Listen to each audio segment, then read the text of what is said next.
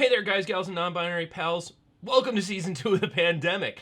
The Office isn't on Netflix anymore. You're running out of stuff to do, so you've decided to get your tabletop game online virtually. Today, I am going to go through and show you how to use DungeonDraft and Foundry VTT as two tools to get your game online. We're going to build out a map from the first edition module, the Temple of Elemental Evil, and go through some of the steps that you need to get your game online so you can start playing again.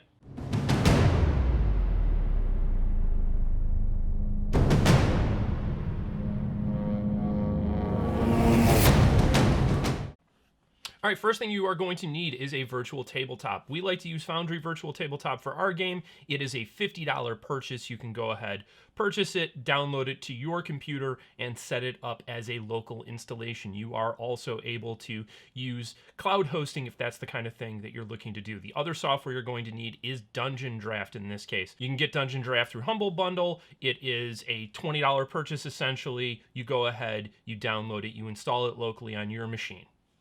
Okay, so we are now going to go ahead and build out a map in DungeonDraft. This is not a very detailed DungeonDraft tutorial. This is just to give you an idea of how to get your game online. So using a image from the original Temple of Elemental Evil, I'm bringing in a trace image, and this is going to help me move through the process of building this map out much more quickly. I am playing this video at a higher speed, but the reality is it only took me 15 minutes to build this map in real time.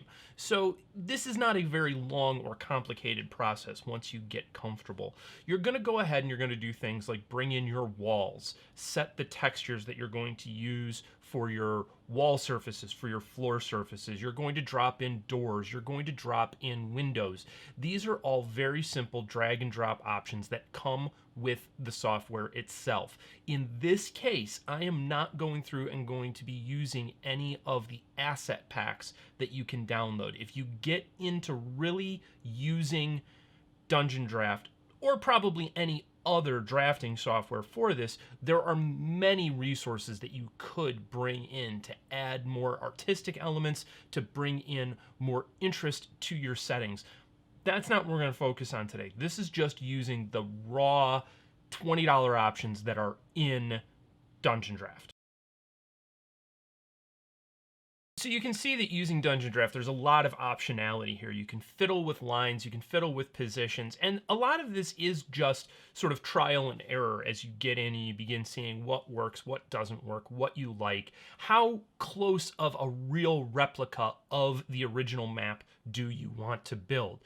Obviously, if you are building your own map from scratch, this is even easier because you just make it however you want to make it from the outset. But in this case, I think that when it comes to getting online, having practice with using the maps that are out there is a good one. A lot of us want to play modules. We're not playing homebrew settings, and that's perfectly fine. This is a great tool to help you onboard your team for that.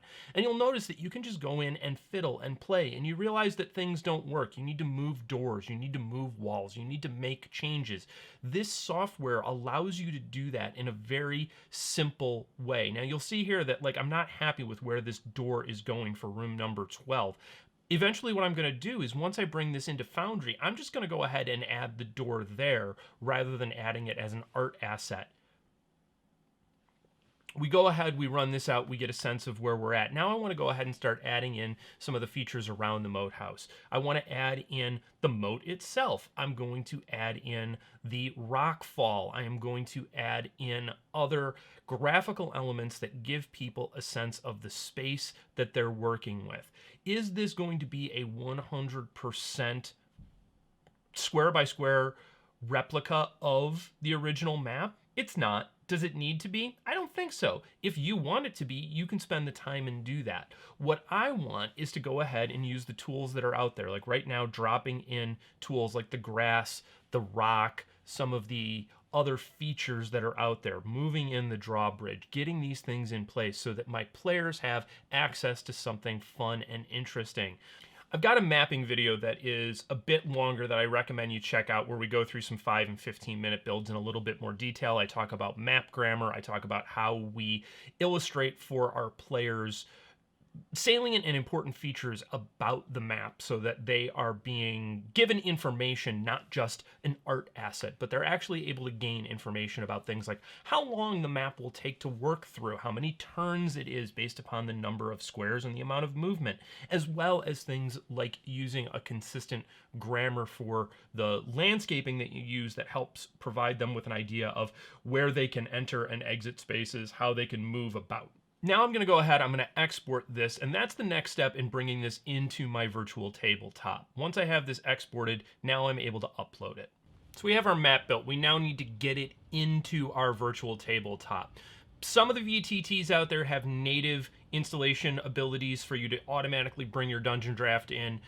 Foundry and Roll20 both require you to download and install modules. So you just want to go ahead, whichever tabletop you're using, get the installer that you need, the importer that you need, bring them in, get them installed, get them up and running. Once you have your map ready, you can now go ahead and bring it in using your battle map importer, whatever tool you're using. You select your file, you upload it, it brings it in as a scene to your tabletop. Once you've brought it in, you can go ahead and begin fiddling with the essential elements of the scene. Things like the background color that you're going to use, the viewpoint that you want the scene to begin with, the zoom level and the initial starting position, things like that. That is all stuff that you can bring in.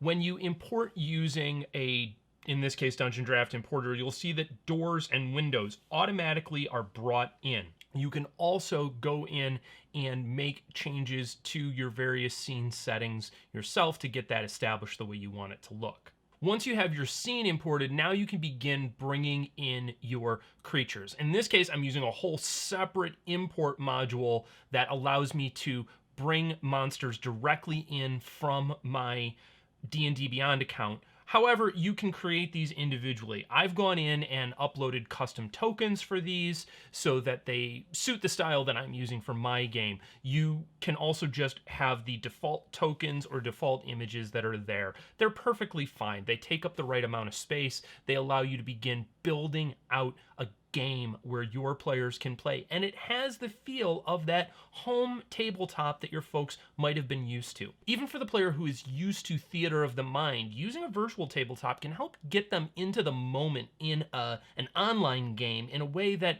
maybe they didn't need that added help when they were playing at the table with their friends and everybody engaged. I hope you found that helpful. Again, not a detailed tutorial, but gives you an idea of just how simple it is to begin getting your game going online. We do have some additional tutorials that I recommend you check out.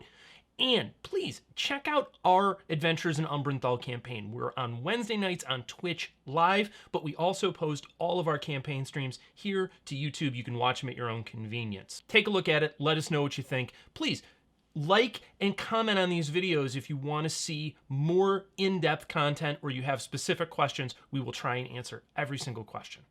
We'll see you soon. Cheers.